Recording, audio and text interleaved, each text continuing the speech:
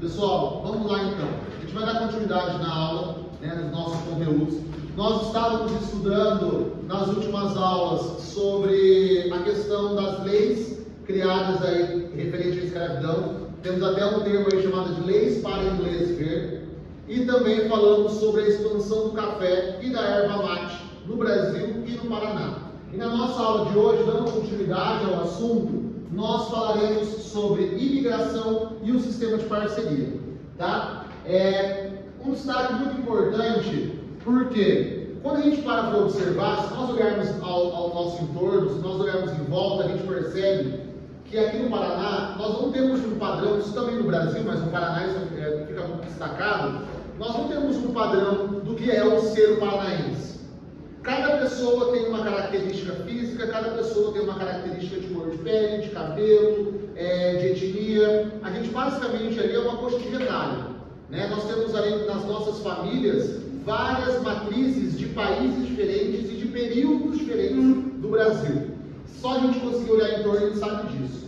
O que essa aula aqui tem de importante? A gente vai falar sobre o processo de imigração do Segundo Reinado, analisar e compreender os impactos da eugenia e a política de embranquecimento da transição entre o trabalho escravo e o trabalho assalariado, identificar como era o sistema de imigração no início, o começo, que é o sistema de parceria, e falar um pouco sobre a imigração do Paraná, o porquê ela deu tão certo, e ela virou um modelo de imigração para o resto do Brasil. Vocês, a partir daqui, vocês já devem estar no nono ano, mas já no próximo ano vocês já começarão a entrar e ter um olhar mais profundo ao vestibular da UEM, porque vocês farão o passe. E esses conteúdos são conteúdos pertinentes a vocês e principalmente conteúdos que trazem história do Paraná, tá? Vocês farão também, lá no final do ensino médio, a prova Paraná Mais, vocês terão o Enem, no futuro farão um concurso público e os conteúdos de história do Paraná são importantíssimos. A gente não encontra apostila sobre, tá? Então qualquer conteúdo é pertinente. Para a gente começar a falar sobre a questão do Brasil, nessa relação entre o Brasil... Davi Aguiar. Eu Davi?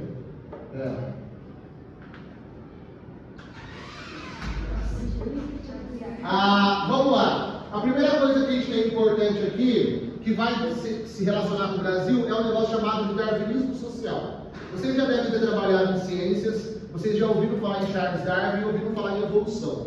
Só que depois das teorias que o Darwin sugeriu sobre a questão da evolução humana, umas má interpretações das suas teorias foram criadas e publicadas como ciência.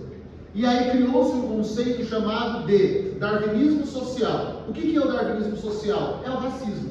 O racismo, como nós conhecemos hoje, a palavra é uma palavra tão poderosa no Brasil, e dentro da legislação é crime, o racismo, ele era ciência.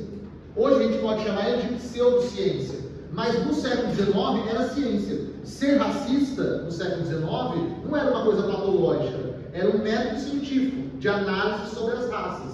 Hoje a gente sabe que é totalmente falível essa análise. Por quê? Porque criou-se um conceito de que os homens brancos eles estavam no topo da evolução e de que as outras raças, aborígenes, ameríndios, africanos, eram raças inferiores. E criou-se um conceito de que os homens brancos eles teriam um fardo. E esse fardo do homem branco é levar a civilização aos povos menos evoluídos. Então eles tinham carta branca e eles criaram ali uma desculpa, óbvio, para invadir a África, para colonizar a África, para invadir a China, para invadir o Vietnã, para fazer o que eles quisessem, matar, construir ferrovia, explorar minério, e isso é o que a gente chama também de imperialismo. E qual o impacto disso no Brasil? O impacto que o Brasil era um país escravagista, como nós estávamos trabalhando, e o Brasil estava caminhando para o fim da escravidão.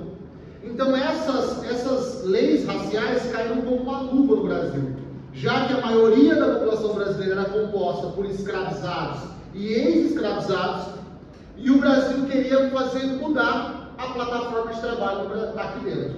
Então, o Brasil se transforma em uma nação eugenista. Eugenia é a política da raça superior, que que depois, quando você vai lá estudar sobre a Segunda Guerra Mundial e vê lá o que o Hitler fez, o Hitler ele era um produto disso. Então ele é um produto de algo que estava sendo construído há mais de 100 anos. Ele só colocou em prática essas teorias que eram supostamente ciência, tá? Então, essa imagem aqui, que é do período, essa mulher branca carregando uma bandeira escrito civilização, é a representação da Grã-Bretanha, do Reino Unido. É como se fosse a Inglaterra levando a civilização contra os povos que estão aqui com a bandeira do barbarismo, dos bárbaros. Conceito errôneo, só que muito defendido na época. E o que vai ter impacto disso no Brasil? Aqui no Brasil, vai se iniciar uma política que vocês todos aqui, quase todos, e tem uma relação, são frutos disso, que é a política de branqueamento da população brasileira. Já que os ex-escravizados tiveram um impacto muito sério com leis criadas e a recusa desses patrões de contratá-los como funcionários. Lembra que eu falei para vocês, nós trabalhamos bem na última aula, a Lei Eusébio de Queiroz e a Lei de Terras. A Lei de Terras que regulamentou a terra no Brasil evitava que os escravizados recebessem terras e que eles se mantivessem submissos ao trabalho. E o Brasil queria trazer trabalhadores assalariados, os europeus vieram para cá para substituir a mão de obra escravagista. E aí esses escravizados foram abandonados, contrataram os imigrantes, só que queriam manter os imigrantes na condição de escravo, só que com outras palavras, tá? Esse quadro aqui, pessoal, é um quadro que eu gosto muito, já foi muito usado em questões de concurso, vestibular, Enem. Isso aqui é uma obra-prima, é o quadro de Modesto Brooks, que é um pintor espanhol. Ele pintou esse quadro em 1895, que é o período que a gente está estudando. E esse quadro é usado nas academias, quando eu falo academia, universidades, nas escolas, para se analisar o racismo no Brasil. Esse quadro chama A Redenção de Cã. Para quem já estudou ou estuda um pouco sobre a Bíblia, no Antigo Testamento existe a história de Noé. E lá na história de Noé, uma má interpretação cristã dizia que os negros eram amaldiçoados, porque eles eram da linhagem de Cã, que era um dos filhos de Noé, na qual teve um rompimento com o pai, e ele foi amaldiçoado. Quando ele abandonou a arca, ele desembarcou na África. Então todos os africanos, segundo essa interpretação bíblica, eram amaldiçoados. Tá? Isso é a desculpa que a Igreja Católica usou para escravizar os negros. Então eles achavam que a escravidão, achavam não, mas usavam a desculpa, que a escravidão era a redenção da alma dos negros. Tá? E esse quadro é muito interessante, porque nós temos aqui uma mulher negra, né? Mais especificamente uma mulher preta. Essa mulher não vai aparecer claramente na imagem, só que ela está descalça, porque a imagem da qualidade é ruim. O que significa uma pessoa negra descalça? Que ela é escrava. Tanto que um dos símbolos de você dar a alforria a uma pessoa escravizada era dar sapatos simbolicamente a ela, o cara que fosse dono dela. Simbolicamente, o ato de dar sapatos, você também estava dando a alforria, a liberdade para ela. Porque a pessoa escravizada não usava sapato, só andava descalço, no espinho, no chão quente, independente de onde fosse. Tá? Então essa mulher é uma mulher escravizada, e ela, você percebe aqui que temos imagens de palmeiras atrás, que representam os trópicos, então o lugar dos trópicos. E essa mulher, ela está com os braços erguidos para cima, agradecendo a Deus. Por que ela está agradecendo a Deus? Porque a política de branqueamento estava dando certo. Porque, obviamente, ela teve, essa aqui é a sua filha, ela teve essa filha com um homem branco. Não sabemos, claro que na obra ela não deixa claro se isso foi consensual ou não, mas ali a filha dela é parda, já não é uma mulher preta, é uma mulher parda, então já tem branqueamento. E aí nós temos nessa imagem um homem com uma cara meio portuguesa, europeia, sentados aqui observando, de chinelo, sapato nos costas, obviamente que ele não é uma pessoa escravizada, e ele está olhando para o seu filho. Essa criança é fruto dessa mulher que tinha a mãe preta e desse homem branco. E essa criança está segurando aqui uma laranja, que poderia representar, por exemplo, a maçã do pecado inicial bíblico, né? Mas aqui é uma laranja que é uma fruta também dos trópicos, né? Uma fruta da região da América. E essa criança é branca. Então é isso que ela está agradecendo a Deus, que o neto dela nasceu branco. Então esse quadro aqui, que é chamado Redenção de Cana, é como se ela tivesse dado certo você sair de uma matriz negra e chegar numa matriz branca. Que é esse o projeto político do Brasil quando traz os imigrantes. Não trouxe os imigrantes porque gostava deles, porque os imigrantes vieram com essa ideia de embranquecimento da população, tá? Vamos dar continuidade. Alguém quer falar alguma coisa, alguma pergunta aqui? Não? Então beleza. Vamos lá. No segundo reinado, então, nós temos o início do processo migratório, né? Então nós temos aqui, ó, 1870, o governo imperial passou a subsidiar a migração, promovendo campanhas na Europa. Então, empresas brasileiras começam a divulgar na Europa a possibilidade de trazer imigrantes, com propagandas em cartazes, com agências que recrutavam pessoas para trazer da Europa. Se você olhar, tem uma empresa aqui no Brasil, aqui em Maringá, chamada Itiban. Essa é uma empresa japonesa que vira e mexe em cartazes pela cidade, né? Se você é nipônico, se você tem descendência nipônica, venha morar no Japão. E a empresa faz tudo. Essa empresa faz tudo de uma forma muito semelhante do que acontecia aqui no Brasil, que é um sistema de... Aqui já foi o que a gente acabou de falar, sobre o café, sobre o sistema de parceria. Lá na Europa, no século XIX, vamos lembrar, temos Revolução Industrial, que está precarizando o trabalho, que está tomando terra das pessoas. Nós temos também guerras na Europa no século XIX. Nós temos ali no final das guerras napoleônicas, temos as guerras de unificação da Itália, da Alemanha, tá? Temos a guerra na França contra a Prússia, a guerra franco-prussiana, e o início da preparação para a Primeira Guerra Mundial. Então a Europa estava caótica no século XIX. Você tinha muita gente desempregada, muitos trabalhadores rurais que perderam suas terras com a mecanização, o cercamento das terras, e que começam a ser atraídos para as Américas. Então as pessoas, os nossos ancestrais que vieram para cá, eles não estavam numa vida boa, eles estavam ferrados na Europa, e vir para cá é uma possibilidade.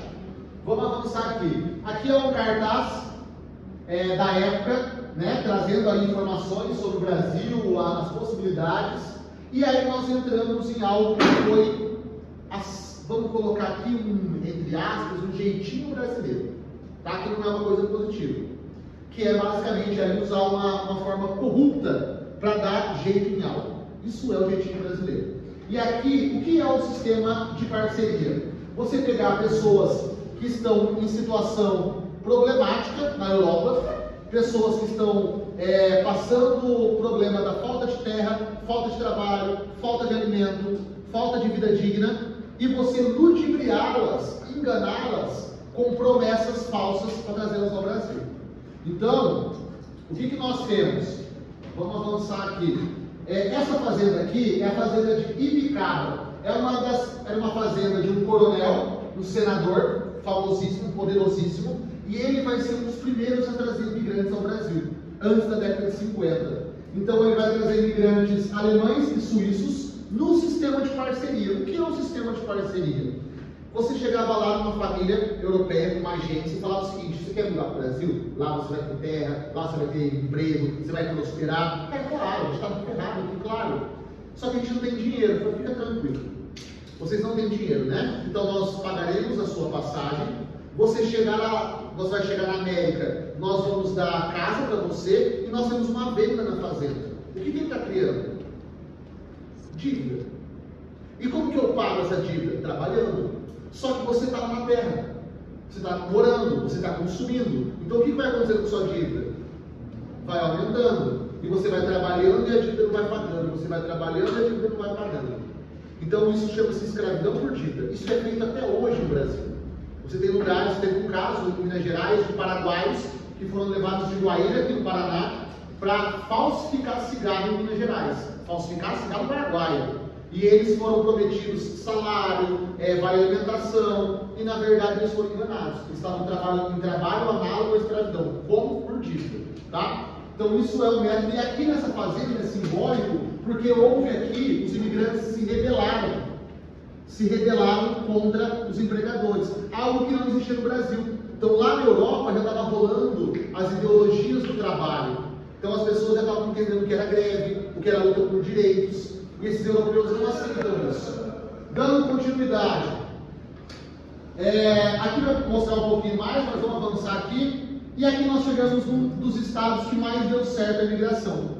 O início da imigração no Brasil, no Paraná, foi péssimo, porque os imigrantes chegaram sem informação, foram mandados para lugares que as terras eram ruins, longe de cidade, longe de estrada, e aqui começou a falir o método migratório paranaense. Até que, no final do século já, por meados ali, a partir de 1870, e mais precisamente em 1885 a 86, o Paraná teve um presidente de província chamado aqui de Adolfo Lameia Lins. Ele criou um método chamado linismo.